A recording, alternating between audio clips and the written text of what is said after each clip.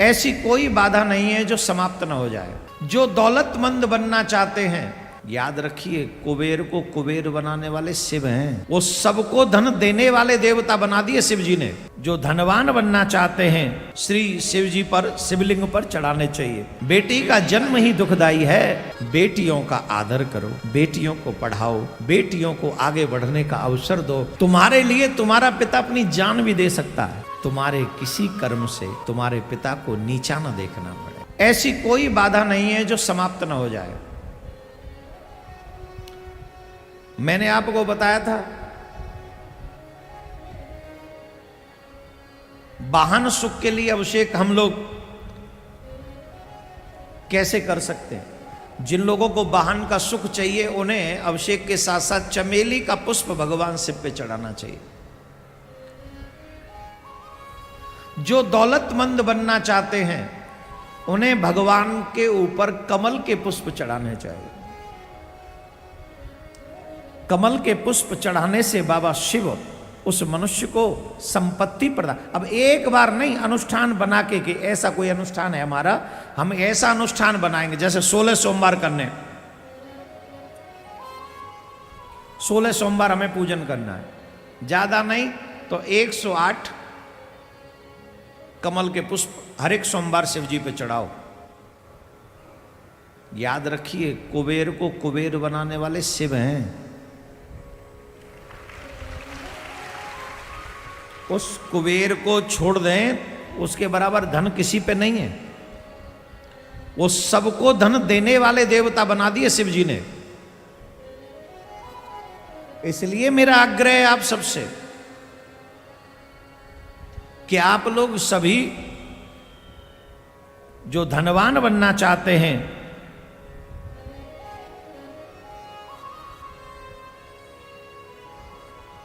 उन्हें कमल के पुष्प श्री शिव जी पर, शिवलिंग पर चढ़ाने चाहिए।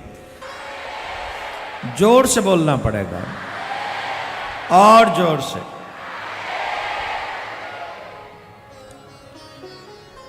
पुत्र प्राप्ति के लिए धतूरा शिव जी पे चढ़ाना चाहिए। और धतूरा भी लाल धतूरे का फूल चढ़ाएं। अगर वो ना मिले तो फिर सामान्य चढ़ा दें।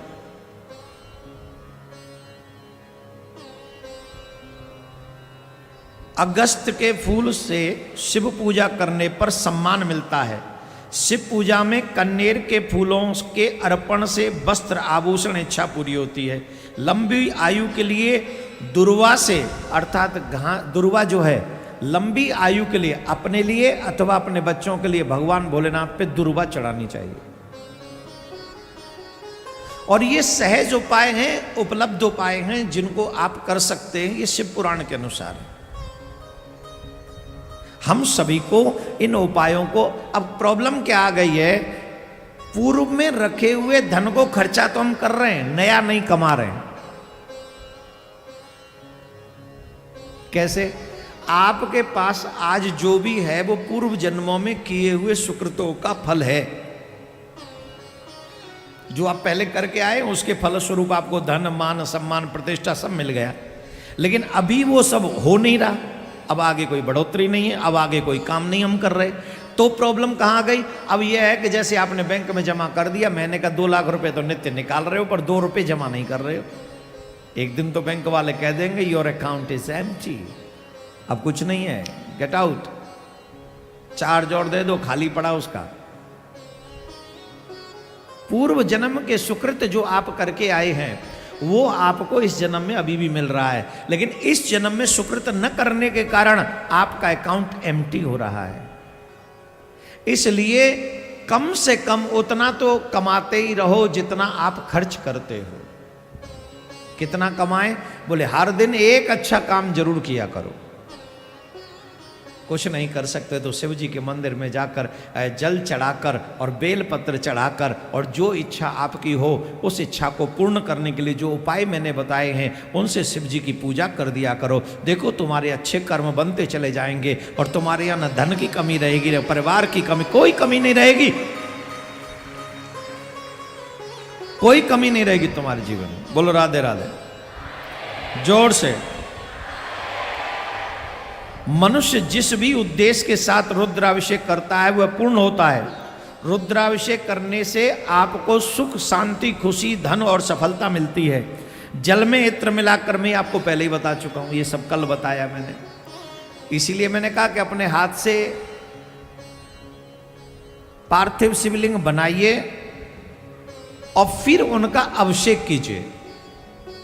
हम समिति के लोगों से कहेंगे कि ज्यादा से ज्यादा ऐसा कोई व्यवस्था की जाए जिससे यहां आने वाला ज्यादा से ज्यादा व्यक्ति उस अभिषेक को कर सके और अपने सोए हुए भाग्य को जगा सके। बोलो राधे राधे, जोर से।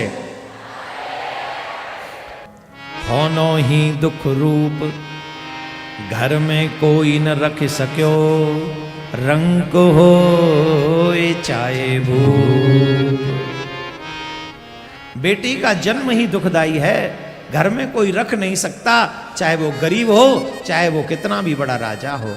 अपनी बेटी, अपने हृदय के टुकड़े को तो एक दिन विदा करना ही पड़ता है। लेकिन मैं भारतवासियों से एक निवेदन करूंगा, बेटियों का आदर करो, बेटियों को पढ़ाओ, बेटियों को आगे बढ़ने का अवसर दो। और बेटियों से सिर्फ एक निवेदन करूंगा, अपने बाप के सम्मान को नहीं झुकने देना।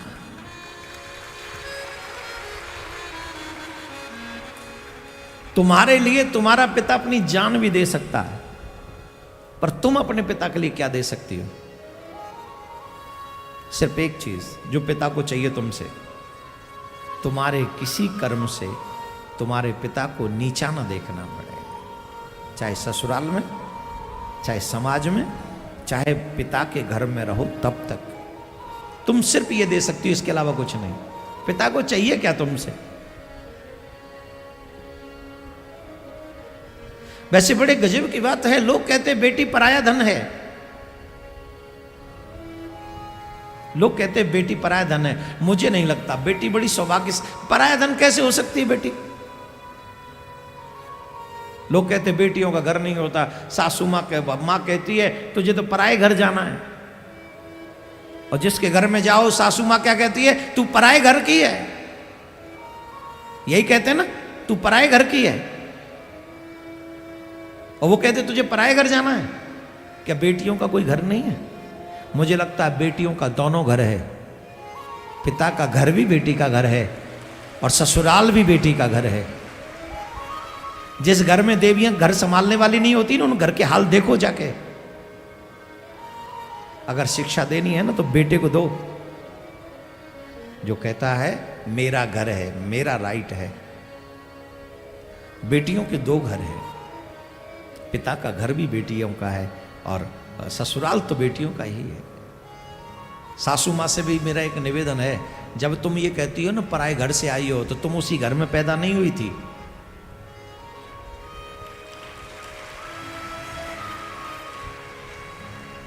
तुम उसी घर की नहीं हो, तुम्हें भी उस घर में लाया गया है। ये संसार का नियम है, एक आता है और एक जाता है। तो इसलिए कभी भी बहू को यह नहीं कहना चाहिए तू पराए घर की है, तू इस घर की नहीं है। अब तो यही घर इसका है।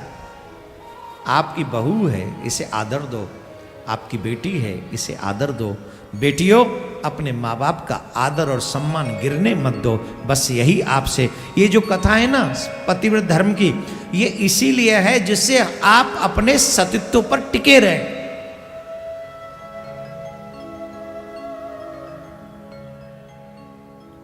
आप अपने धर्म पर टिके रहे, इसलिए आप धर्म पर टिके रहेंगे। ये सब क्रियाएं किस लिए बताई गई हैं? जिससे आपके घर में सुयोग्य संतान हो सके। चरित्रहीनों के यहां पर कोई श्रेष्ठ बच्चे नहीं होते।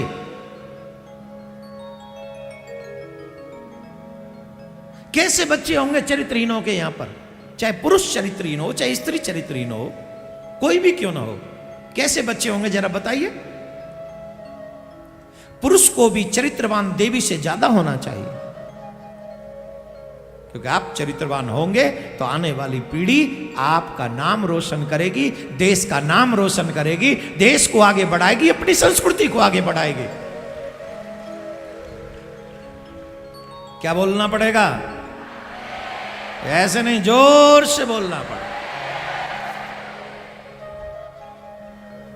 तो ये जो सारे नियमावली है, चाहे स्त्री के लिए चाहे पुरुष के लिए, ये सारे नियम घर में सुयोग्य संतान के लिए हैं। हम इन्हें फॉलो करें, हम इन्हें पालन करें।